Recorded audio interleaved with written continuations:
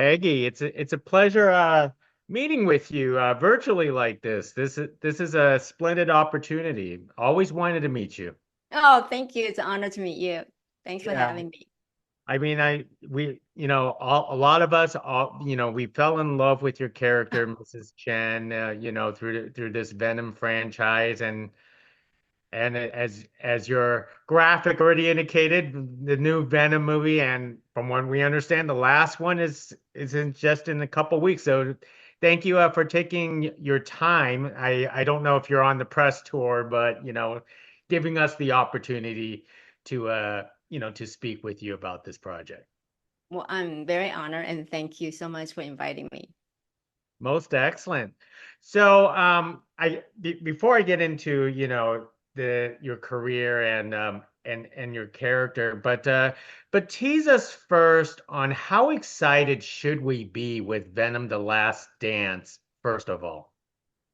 Well, I think you will be very surprised with the ending, and you're probably going to fall off your chair after you go on this roller coaster ride, and all of a sudden it's going to stop, and you're going to go, "What just happened?" So it's Really? yes, yes, because I was so surprised when I read the ending. Wow. I yeah, yeah.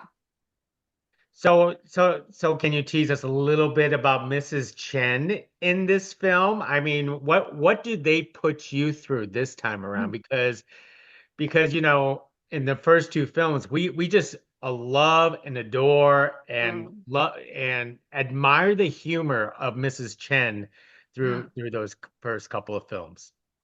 Oh, thank you so much. What they put me, well, they challenged me as you could, as you saw in the trailer, I had to dance. And I am not a dancer. And so that was a challenge. But the choreographer, Jennifer White, she came from, Barbie. She did Barbie too. And because of her, I was able to do it. And plus I do have a lot of sports injuries. And so she was able to work around my injuries. Hmm. So I was very lucky, very lucky. Well, tell us more. What kind of dance that you were trained for on this project? You couldn't tell from the trailer? Well, it's very, very brief, but when I get to watch it, I probably could definitely tell. But so tease us, what kind of dance and what was that training like for you? Well, they wanted, well, I don't know if I'm supposed to say. Oh, okay, that's fine. Yeah, yeah. Because there was, I think it started off with one type of dance, and then it also took place. We started in July of last year, right before the strike, and then the strike came, and then we went back around, yeah, after Thanksgiving, and then they changed it to a different dance. Oh, So yeah, so that's all I can tell you. so when you were learning these dances, what kind of discovery that you made for yourself? I guess one of the things you probably discovered that you have two left feet or something like that. Three left feet. Three left feet. Yeah.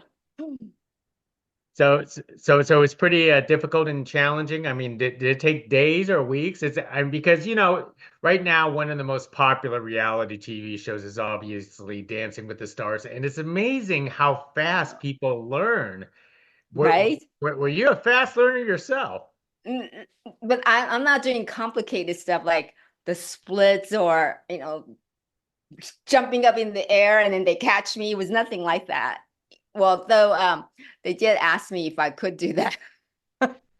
But because I have my left knee has a tendency to go like sideways. So there's a lot of things I couldn't do, unfortunately. And yeah. That would be my biggest fear. If they said, "Hey, do you want to come try Dancing with the Stars?" I would be going, no, I am not that good." Now tell us about dancing with your partner in this film. How was that? Oh, he was good. He was a professional dancer, and Oh, his name is also Tom. oh, really? And he's a professional dancer and an actor, and he lives in England. And he was like they had such a good team, and they were all so understanding. And we practiced for a month before we even shot it, and for such a short scene. And it it just like when I first read the script, I was thinking to myself, wow, they think I could dance. They think I am coordinated enough to just do all these movements. And because they believed in me, and then that kind of gives me the extra confidence that I needed to approach this project. Or I would have been just like crumbling with anxiety. But everyone just so good. And so it got me excited. And then everything became so much easier when you have so much support. So they didn't ask you whether you could dance? Did you even read that in your contract clause that Peggy Lu can dance? No, no. That's why when I was reading it, first of all, when I read, oh my gosh, I am dancing, and then I read the ending, then I had to change my glasses to make sure that I was comprehending what I'm reading. And it was it was so exciting at the beginning. I go, oh my gosh, they're challenging me. I'm going outside of my box. And then the anxiety kicks in. Oh, and the excitement. And it just started from there. Not only that, I did get the glimpse of that trailer. You wore a wonderful costume in Yes. this film. Tell us about that. And did that even help with your dancing? Oh, honey, anytime you have to suck in your stomach, it ain't fun, okay? But although Daniel, he was the guy the dress was designed to fit my body exactly. And I've never had anything tailor made so specifically where they measure every inch of you. And so so there was some flexibility in the fabric. And there was that big long slip, but when I sat down, so the dress would open, and then I would have to warn Tom when first day on set, say, "Hey, just so you know, when we sit down, the dress is gonna go, bloop, but I have tights. Don't worry." And he was really cool. He was very understanding. That sounds like an awesome experience, especially we really look forward to this scene of yours in Venom: The Last Dance. But Peggy, tell us about your enjoyment of playing Mrs. Chen through this franchise. Um, my enjoyment of playing Mrs. Chen is well, Mrs. Chen is like my mother. That's exactly how my mama is.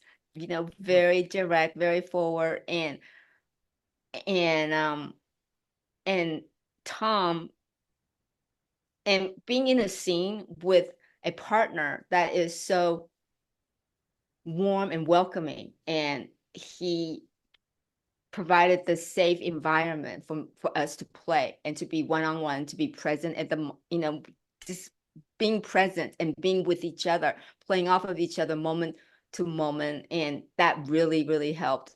And then Tom, the first Venom, he suggested the improv when I was speaking Chinese. And so that was easy because he was easy. And the directors, the all three directors have been so easy and so flexible, allowing us just to go play. And that's so rare because every second costs so much money, and they were willing to take a chance on me.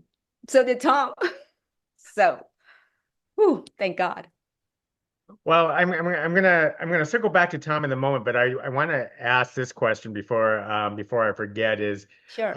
you say that you played Mrs. Chen like as if it were as if she was your mother. Have you ever told your mother that, or did she see this on screen and reminded Mrs. Chen of her? Okay. My mama said, I am not that mean. I go, that's right, mama. You are meaner. I mean, not mean. You're like, Asian moms. my mom, very direct. You will never ever misunderstand what she says, ever. So, and I feel like Mrs. Chen is very direct as well. And then the friendship between Mrs. Chen and Eddie is also has that directness that we don't have time to BS, right?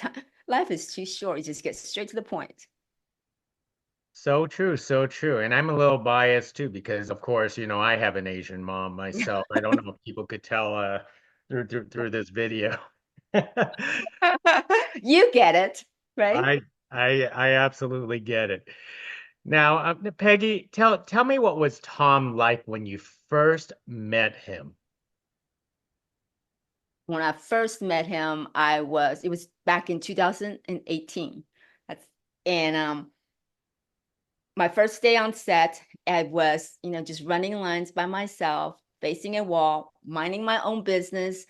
And then next thing I know, some guy taps me on my back and I turn around. He gave me a huge hug and then he said, "Hi, I am Tom Hardy. We're in the scene together." That's how he introduced himself. And when he's when he said it with his first name and last name, it just he just set the bar. Hey, let's relax. Like I would not know that's Tom Hardy. And when he did that, I was trying to be so cool, just like him. And the first thing I said, "Who? Who? Really?" And and then I guess he sensed my excitement and nervousness and my first day on set, and it's not his first day on set. And then he said, "Hey, do you want to run lines?" Hmm. That's how nice he was. Yeah. And of course, I'm trying to be cool. Go ahead, man. I know my lines. Well, I've been talking to the wall. Of course I know my lines. And so he just the way he is, I was just I felt like, okay, this is gonna be cool. He's cool. He doesn't have a posse around him. It's just about doing the work. And that is just it just I guess I feel like I could be me now. I don't have to, I mean, I could only be me. And I don't have to be a specific way, like trying to please him because he's an A-list actor. And he treated me just the same, like everybody else, including with the extras. I mean, he was so nice to everybody on set. And I always have respect for people that have respect for human beings, regardless what position you're in. And he's that kind of guy. He sounds so down to earth and He speak. is. Yeah. He is. He is. Yeah. And I was afraid. I go, God, why if he's like this and that, all these rumors you hear about the A-list actors and seeing him how he interacts with everybody on set equally. No favors, and that just says so much of who he is. That is pretty awesome, and not to mention that you worked with him for what, 6 years now I to know. And then every time I see him, he gets like more generous. And you just go, wow, this is like an endless gift. Like endless, it just I don't even know how to describe him. It the kindness that you receive as a not well, I don't even know. He's an A-list actor, okay? I am nowhere near him. And just that being in the work environment, regardless which profession, the new kid or the in crowd has to accept you. Like what? Oh God, I'm gonna get myself in trouble. I'm just gonna shut up. Basically, what I'm trying to say is that he's very nice to everybody. He treats everyone the same.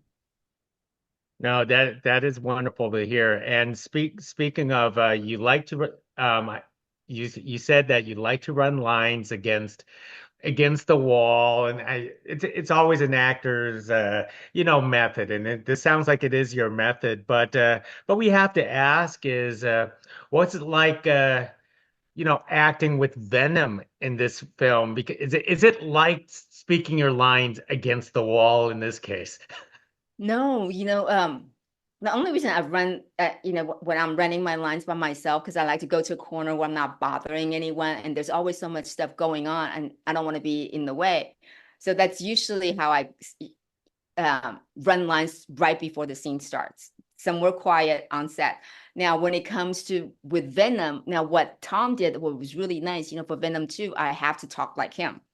And he suggested that, to put an earpiece so I could hear him talk like Venom, and he would say one sentence at a time. And then after he says one sentence, I would repeat it and try to copy him, which was so generous of him. Because usually when I wear earpiece, the person talking in my ear would be saying a whole paragraph. And then I would have to recite the paragraph, remembering what they said. But Tom was so thoughtful, like that didn't even cross my mind until he says, I'm going to do one sentence at a time, and then you just follow me. He made it so easy. Wow, that Yeah. sounds like a pure enjoyment. This experience of yours, on Venom. Yeah. So that's how I was acting with Venom, is him in my ear. You literally had Venom in your ear. That's it. Yes, I did. And yeah, and when he did that, I go, wow, speechless. So Peggy, let's talk more about you. How did you get your start in this industry in the first place? What made you want to become an actress? Great question. Um, as you know, being Asian, you have to, go to college and come out with some kind of doctoral degree. So when I was the first 2 years, of course, I was pre-med, and my sophomore year, I met a girl in the cafeteria, and she was gorgeous, a gorgeous blonde. And then I used to see her all the time in the cafeteria, and then we started talking, and then she told me that her major was theater. And I asked her, I go, what is that? And she says, oh, she's going to be an actress. She's moving to Hollywood, blah, blah, blah, blah, blah. And I go, oh, wow, that is so fun. I mean, like, I didn't even know there was such a thing. So I called my parents immediately and I said, hello, hola, guess what I'm going to do now? And then my parents freaks out. They go, oh, hell no, you ain't going to nowhere. You're going to stay in college, finish college. And then they said that once I finished college, I could do whatever I want. So that's what I did. And I got I finished college, got my doctoral degree in pharmacy. Then I drove myself to New York City in my little Chevy. Oh, and Yeah, that and that's how you got your start. Wow. yeah, yeah. I just go, okay, okay. I did what you want me to do. I'm getting in my car, packed up my car, drove to New York City, and it's like a Chevy, okay. And then first night there, somebody broke into my car, stole my Chevy radio. Yeah. Wow. Yeah, that was my initiation into New York City. I I want to ask if you ever kept in touch with that pretty blonde woman. It's either that she disappeared or she became some famous actress like Glenn Close or something like that. I wouldn't. She's in New York City, and she's married, Well, and yeah, and she's not in the business anymore. yeah, it's always a tough industry, but can you recall your very first role and what was that like when you were on that set and booked it? Um, it was it was it was also another kind of like a sci-fi movie with Kung Pao. Have you seen Kung Pao Enter the Fist? Yeah, And yeah. yeah, and that Amazing. I've seen that. thank you. And we shot that in Mexico. My mom went with me, and that was like my first eye-opening experience. And Steve Ortaker, the director, was very kind, and he had to. The shot was from the camera was below me and shooting up, looking up my nose, and I will always remember this. And Steve said, "Okay, let's check your nostril. Make sure you don't have any boogers." He literally looked at my nose, and I thought, "Wow, he's like, I'm speechless." So that was the first one, and yeah, and he was so nice. He took my mom and I out for like a lobster dinner in Mexico, like not just me and my mom, the whole crew. And then in Mexico there's a lot of shopping, right? So I was looking at this little elephant statue thing, and and I was always told when you go shop in Mexico, you got to negotiate the price. So the thing was only $2. Okay. So I'm not trying to go, okay, I'm gonna be cool. How about $1? And then Steve says, okay, don't do that. He goes, don't do that. $2 to them is a lot. It's nothing to you. Just give them $2. That was a huge lesson I learned from him. What a great director, right? Looked up my nose, told me not to bargain. And I learned so much on that trip, just that these little things adds up, and so fortunate. Wow, you have so many wonderful stories yourself. And being Asian, and then I understand you finished your doctorate in what, pharmacy? Yes. Uh, do you still practice? Oh yeah, I have two jobs. I Oh, yeah, I'm on call every night for as a hospice pharmacist, and then on the weekends, on Saturdays and Sundays, I work in retail. oh, really? Wow. Yeah. It's always funny to talk to other people because people don't realize I have multiple jobs too, including running a home healthcare Oh business yeah. on the side, and real estate development. I mean, I do many things too, and I also went down the path of pre-med, and I was horrible at math, so I couldn't go Me very. too.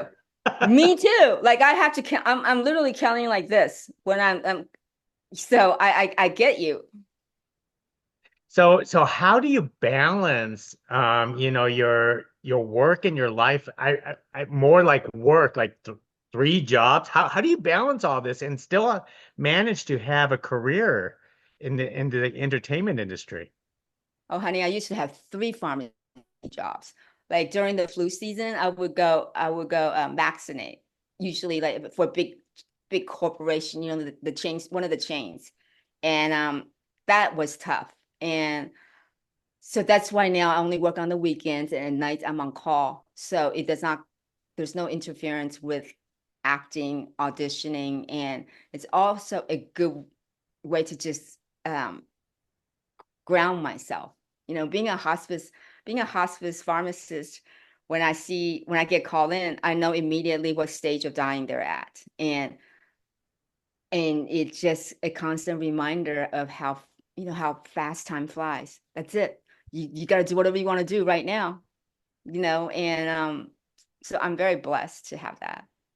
No, we really appreciate your service to people like this. I also know how tough that can actually be, and you Yeah. being an essential worker at the same time. So. Yeah, and especially when they're close to dying, I got to get that morphine to them as fast as I can, because the pain is excruciating, and that's the least I could do. So I would just drop everything, and I'm only 1.7 miles away from the hospice pharmacy, so I would just go anytime when they call, and I just go in and do my thing.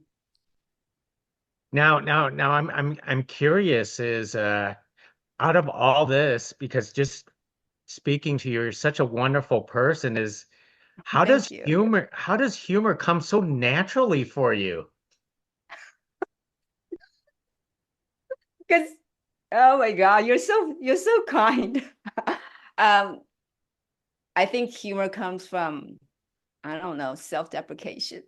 Like just uh or it's either that or I cry, right? I think because like growing up, my dad actually was the funny one. My mom was the strict one, and my dad's always the funny one. And I think just from watching him trying to calm my mom down through humor, and then I go, oh well, I want to do that too. And I think that's probably like from my dad.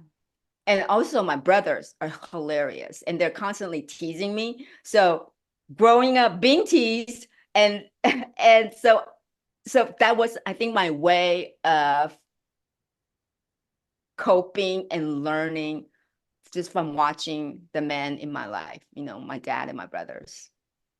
Well, very much credit to your family, of course. Yeah. Now, as we are starting to close this chapter on the Venom franchise with Venom: The Last Dance, tell us where you want your career to move forward to. What other challenges or what kind of roles you still want to play? I would like to do, I think once I have not done live audience 30-minute sitcoms where there's really a live audience there. And I would love to do that. And the next time I talk to you, I will be saying, I would like to thank the Academy for my Oscar. Yeah. Still, There's so many, there's like endless things to do, this. And plus, like, I think I'm blossoming later in life. So then, like, I'm trying to catch up, I guess. Not, yeah, trying to do as much as you can, mark things off my bucket list. And the bucket list, it just gets longer and longer. I know I think we're about the same age, I already made my list, but I always tell myself going, you know what, Danny Trejo started late. Yes, that's right. He did. He did. That's right. That's right. He's done a lot too. Yeah. And yeah, and he has accomplished quite a bit. So Peggy, tell us, are you ready to say goodbye to Venom? That's a secret. You're never ready to say goodbye to anything. When you have such a great group of people that you work with and going from one job to another, it's like, yeah, mm, no, I don't want to. A lot of us don't want to either. So let me end. I've taken a lot of your time. I'm going to end it with one last question, and this is going to be a doozy because I cannot wrap my head around this one. And maybe I don't know if you know, or maybe you as Peggy know, or anything. Is there a Mr. Chen? Was that ever answered? You know what? I think it's answered. I think the answer is in the promo. Oh. I just saw the promo because we shot the promo 2 weeks ago for Venom 3, and so there was a little blurb in there. But that's a great question because I've always wondered, do I have a husband? So it's I've answered. always wondered that too. I was going, who is Mr. Chen? Did I miss it or I know that's a great question. Yeah, yeah. well then that You're the first one to ask that question. then we're gonna look for that Easter egg somehow, and Yeah. I'm certain Venom: The Last Dance will be full of Easter eggs. Peggy, Yes. thank you very much for carrying this conversation with us about Venom: The Last Dance and also your life and career. You are such a great conversationalist. Thank I you. really hope that we cross paths and hopefully you'll get on the live studio audience sitcom and then you're gonna have to call me and we're gonna have to do this again. I go, hell yeah, what's up? Yeah, for sure. Thank you very much, Peggy. Thank you. Thanks for having me.